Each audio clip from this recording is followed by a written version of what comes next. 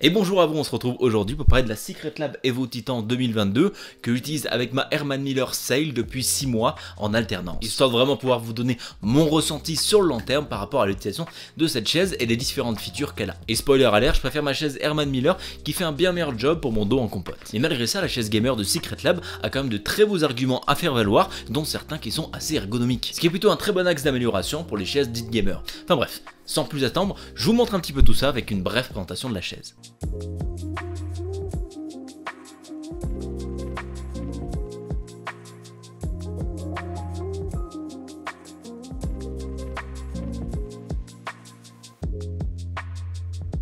La chaise que Secretlab a envoyée, comme j'ai dit tout à l'heure, c'est la Titan Evo 2022. Je l'ai pris ici en couleur Arctic White. Elle est au format S, qui est le plus petit des trois formats qui sont S, Regular ou XL, parce que je suis tout simplement un hobbit, et en plus j'habite en Auvergne, ce qui est l'équivalent de la Comté en France. Donc voilà, je suis une petite personne, pas un géant des montagnes. Pour le prix de vente de cette chaise, c'est entre 469 € et un peu plus de 500 € en fonction de la taille que vous choisissez, voilà, en fonction des différentes options, des collabs, si vous prenez du simili-cuir, du tissu, etc. etc. D'ailleurs, les collabs vont des équipes de League of Legends à certaines chaises Minecraft qui ressemblent à des creepers. Il en faut pour tous les goûts, je peux comprendre. Donc voilà, c'est des chaises qui sont assez chères, qui sont généralement destinées au marché premium, même si souvent on les retrouve en promotion, ce qui ramène le prix bien plus près des 400 € que des 500 € comme actuellement. Ces promos, c'est assez régulier, on en retrouve tout au long de l'année, donc faut pas hésiter à aller voir sur le site de Secretlab de temps en temps. Ou mettre aussi potentiellement des alertes sur Deal Labs. Donc pour parler de cette chaise, j'ai d'abord décidé de vous parler des points positifs que j'aime bien, et ensuite on passera aux points négatifs.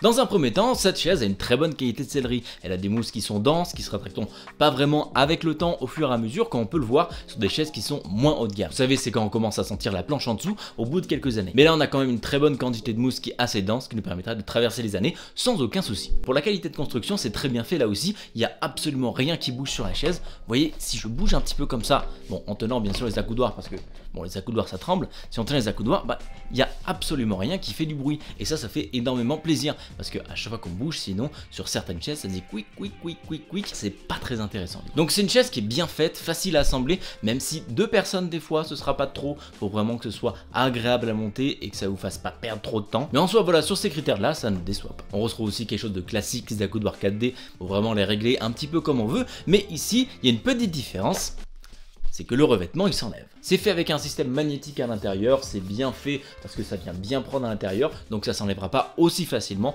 Faut vraiment vouloir l'enlever pour tirer, mais c'est quelque chose qui je trouve est assez sympa dessus, parce que en cas d'accident, en cas si vous les abîmez ou quoi que ce soit, ou si vous voulez changer tout simplement pour des choses qui sont plus confortables, et ben c'est possible. Même si au final la plupart des gens vont garder les accoudoirs classiques, mais si jamais par exemple vous l'achetez en occasion et qu'ils sont assez abîmés parce que c'est quelque chose, on a tendance à s'appuyer, les chats se poser dessus, faire leurs griffes, donc ce sera possible de les changer et donc rajouter de la durée de vie sur un produit d'occasion. Et bon, dans tous les cas, c'est toujours sympa d'avoir l'option. Une chose qui est toute nouvelle sur cette chaise 2022, qui n'était pas présente sur la chaise 2020 et qui est globalement très peu présente sur les chaises gaming, c'est l'assise en forme de galet. C'est quelque chose qui est bien parce que c'est une courbure qui est beaucoup plus naturelle et qui s'adapte beaucoup mieux aux courbes de notre corps. Et en plus, si vous avez un physique qui est un petit peu plus fort, ce sera beaucoup plus agréable de s'asseoir sur des sièges comme ceci plutôt qu'avec des sièges qui sont plus contraignants comme les sièges gaming classiques. En plus, c'est quelque chose qu'on retrouve sur toutes les chaises ergonomiques, donc c'est une bonne addition ici, et c'est quelque chose qui me manquait vraiment avant. Parce que comme on est assis de manière statique, on va pas se prendre 2-3 jets de force latérale, donc on n'a pas besoin d'être forcé dans le siège au niveau de l'assise. Au niveau de l'assise du dos, on a encore une fois quelque chose qui est un peu plus ouvert, des courbes qui sont un peu plus douces pour mieux absorber les diverses morphologies et mieux s'adapter à n'importe quel corps. En termes de changement, on peut aussi parler du coussin de tête qui est cette fois-ci magnétique. Il n'y a pas besoin d'avoir quoi que ce soit d'attaché ou d'autre chose, c'est vraiment on le prend, on le pose et ça reste là. En plus c'est un coussin à mémoire de forme, donc c'est quelque chose qui va être confortable à utiliser au quotidien. Et en vrai, juste le fait qu'il soit magnétique, et ben c'est quelque chose qui est assez sympa. Et si vous avez peur un petit peu que cet aimant ne soit pas assez fort ou des choses comme ça, bah laissez-moi vous montrer un petit peu que ben ça se barrera pas comme ça, quoi. Voilà, faut quand même y aller assez fort hein, pour que ça se barre. Bon, on essaye. Décidément. Voilà. Une fois que vous placez, en tout cas, ça reste plutôt bien en place. Le dernier point positif de cette chaise, qui me fait moi énormément plaisir, et ben il se situe ici dans le dos. On parle ici bien sûr des soutiens lombaires. Et ici Secret Lab nous donne un mécanisme qui est particulièrement bien foutu, pour même mieux que sur des chaises ergonomiques. Ce système se règle avec deux boutons, un qui nous permet de régler vraiment la profondeur de l'assistance lombaire et le deuxième qui nous permet de régler la hauteur de celle-ci, qui nous permet vraiment de s'adapter à tous les corps et à toutes les morphologies. On est vraiment sur un système ici qui va nous permettre de supporter les lombaires, c'est pas un petit gadget comme ça, bon, qui lève un petit peu le truc histoire d'avoir quelque chose, là c'est vraiment, ça vient vous soutenir. Donc bon, bravo à eux d'avoir mis un vrai système qui marche vraiment à l'intérieur et pas quelque chose d'ergonomique juste pour faire vendre la chaise. Donc voilà pour les points vraiment positifs que j'ai pu relever de cette chaise. Vous dites que ça fait peut-être relativement peu, mais dites-vous bien que je le regarde par le prisme de l'ergonomie. Moi je suis quelqu'un qui a besoin d'avoir des chaises qui sont très ergonomiques parce que j'ai le dos en vrac, mais vraiment complètement en vrac, et du coup ben, c'est très important pour moi, c'est pour ça que je le regarde de ce prisme là. Donc maintenant passons au point négatif, car aucun produit n'est parfait, et surtout quand on le regarde d'un point de vue ergonomique. La première chose que je trouve dommage à titre personnel sur cette chaise, c'est qu'il n'y a pas d'assise de type synchrone. L'assise de type synchrone, c'est quand le dossier et l'assise bougent de manière différente en fonction des mouvements de l'utilisateur. C'est pas un genre d'assise qu'on retrouve sur énormément de chaises, et on la retrouve pas d'ailleurs sur celle-ci, parce que l'assise ici bouge d'un seul bloc sans bouger l'une par rapport à l'autre. Et ça c'est dommage parce que l'assise synchrone, ça permet d'apporter un petit peu de dynamisme, de faire bouger les muscles du dos, d'avoir vraiment une position naturelle, de faire travailler le corps quand on est assis. Et pas qu'il soit en mode passif comme ici, ce qui limite le mal de dos. Après pour être honnête, on est ici au niveau d'un renversement au niveau des genoux, ce qui est bien mieux qu'un renversement au niveau de la base du dos ou soit au niveau des fesses. Une autre chose qui me gêne, c'est la profondeur d'assise. Elle n'est pas réglable ici. Et ce qui est dommage parce que pour vraiment s'adapter à la morphologie du corps, eh ben c'est bien qu'elle soit réglable parce qu'on a tous des jambes qui sont un peu plus longues, un peu plus courtes, même si on dispose de 3 différentes tailles qui vont influer sur la longueur de l'assise, eh ben c'est toujours bien d'avoir cette option pour replacer correctement son assise. Et bon, pour vraiment adapter l'assise à sa morphologie, je trouve que c'est quelque chose d'assez indispensable. Une autre chose que moi je comprends pas sur les chaises gamers et que je vous demande à vous, c'est pourquoi est-ce qu'on a l'option de se coucher, tout simplement. Je veux dire, qui dort dans sa chaise, qui fait ça à longueur de journée? Bon, potentiellement pour rire une ou deux fois quand on reçoit la chaise, ça va être possible, mais je veux dire, qui fait ça de manière assez régulière? D'une part, pour dormir, c'est pas cool parce que les jambes elles restent dans le vide, ce qui est très désagréable, et d'une autre part, ben, on a l'impression qu'on va tomber quand même.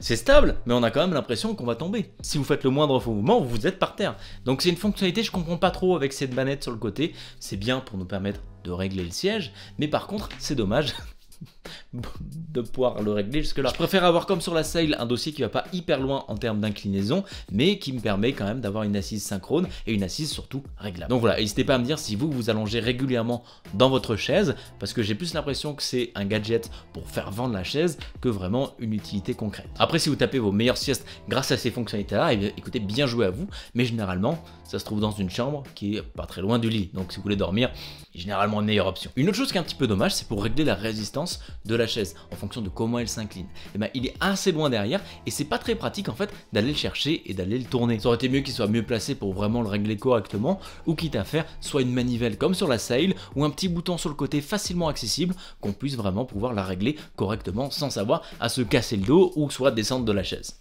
Parce que vraiment là il faut y aller quoi, je suis plié en deux. Donc ça c'est pas faux, bon, c'est pas quelque chose que vous allez changer très régulièrement, mais c'est quelque chose que si vous le changez assez régulièrement, bah, c'est un petit peu chaud à faire quand même. Et le dernier point, oui la mousse est de très bonne qualité, oui la mousse est bien dense comme il faut, mais par contre elle est assez dure quand on est vraiment assis dans le fond du siège. Là par exemple je suis assis au début du siège, j'ai une mousse qui est englobante, qui est pas trop ferme, qui va bien, qui me permet d'avoir une sensation de confort. Mais par contre si je me mets au fond de la chaise, et ben là vraiment j'ai quelque chose qui est très dur, en tout cas plus dur que ce que moi j'aime. Donc si l'assise aurait pu être uniforme de partout, ça aurait été bien parce que la mousse à l'avant est vraiment très sympa en termes d'assise, mais à l'arrière on retrouve pas ce confort là. Donc je sais pas si cette mousse change vraiment au bout d'un certain temps, mais en tout cas moi au bout de 6 mois, elle a pas forcément changé énormément, elle reste dure sur le fond de l'assise. Et j'ai même vu que dans certaines reviews, certains disent qu'ils sont assis sur un petit nuage. Et moi ça me fait bizarre parce que j'ai plus l'impression d'être assis sur un caillou avec un petit peu de mousse quoi. Donc voilà, je sais pas trop quoi en penser, et je me dis que si la mousse n'a pas changé maintenant, c'est qu'elle changera pas forcément au fur et à mesure du temps. Après c'est pas forcément un point négatif global ici, c'est vraiment un point négatif personnel. Certains d'entre vous vont préférer les assises vraiment fermes, vraiment dures, plutôt que certains vont préférer des assises qui sont plutôt molles.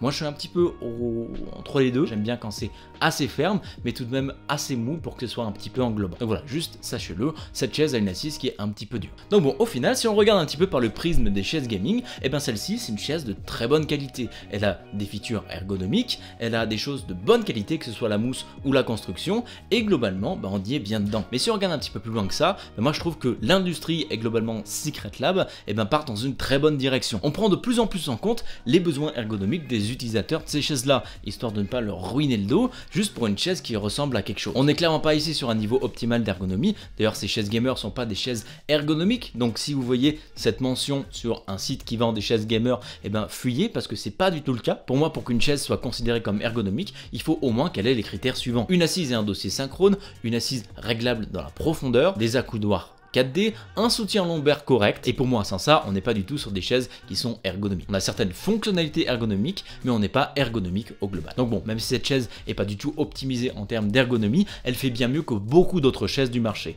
bon, après même presque toutes. Donc au final on commence vraiment de s'éloigner par les contraintes qui avaient été imposées par les chaises gaming racing qui étaient vraiment pas ergonomiques, et d'ailleurs essayer de rester le plus loin possible des chaises vraiment racing avec des courbes baquets qui vous tiennent le dos, etc. Des choses comme ça. Généralement, c'est les chaises Amazon qu'on retrouve à 120 € parce que c'est vraiment nul, et vraiment éloignez-vous de ces chaises-là. Faut vraiment pas tenir à son dos pour en acheter. Limite des chaises à 50 € chez But, ce fera un meilleur travail que ces chaises racing là. Donc voilà, globalement, même si cette chaise est très bien, bah moi c'est pas forcément des chaises qui me vont parce que j'ai des problèmes bien spécifiques. Pour moi, typiquement, c'est difficile de passer plus de 4 heures d'affilée dans cette chaise sans avoir un mal de dos au fur et à mesure. Alors par exemple dans la sale, là je peux passer 8-10 heures non-stop sans avoir aucune douleur nulle part. Mais bon, après ça vient principalement du fait que j'ai le dos en compote et j'ai besoin de garder quand même une certaine dynamique, une certaine motricité au niveau du dos tout en ayant un soutien quand je suis en position assise. Mais bon, si vous n'avez pas de problème de dos, comme par exemple ma copine, elle peut très bien passer 8 heures dans le siège sans aucun souci. Donc voilà, si vous avez des problèmes de dos, le soutien lombaire va vous aider, mais ce sera pas forcément la chaise idéale là-dessus. Vaut mieux partir sur des chaises qui sont encore plus chères, telles que des Herman Miller ou encore d'autres marques ergonomiques qu'on trouve sur le marché, qui vont vraiment faire un gros taf au niveau du soutien de votre dos, garder de la motricité, garder de la dynamique et vous permettre vraiment d'être movible et de faire travailler un petit peu ce dos. Après c'est sûr, on peut trouver des chaises ergonomiques qui sont plutôt bonnes au prix où est vendue cette chaise, mais après là ce que vous achetez avant tout, c'est un look, c'est une stature, c'est vraiment une qualité de fabrication qui est celle de Secret Lab. Donc voilà, si vous voulez une chaise avec un look gaming de bonne qualité qui s'adapte au minimum à vos besoins ergonomiques et vous n'avez pas de problème de dos, c'est une option qui est pas du tout mauvaise en fait. Moi je vous conseillerais plus personnellement des chaises ergonomiques, mais bon, ça c'est une des bonnes options en chaise gaming si jamais vous voulez pas vraiment vous ruiner. Donc voilà, c'était ma review de la chaise Titan Evo 2022. C'est une bonne chaise quand on regarde le segment gaming, c'est pas une très bonne chaise quand on regarde le segment ergonomique parce qu'il lui manque plein de choses, mais c'est plein de points que Secret Lab va pouvoir travailler dans le futur et j'espère vraiment qu'ils vont intégrer ce genre de fonctionnalité là, parce que après si ça reste au prix des 500 €, ça peut vraiment être quelque chose qui va être intéressant. Mais bon, faut-il encore qu'ils ajoutent ce genre de fonctionnalité pour que ce soit le cas. Merci à vous d'avoir regardé la vidéo jusqu'ici et on se dit à très bientôt pour une prochaine. Ciao!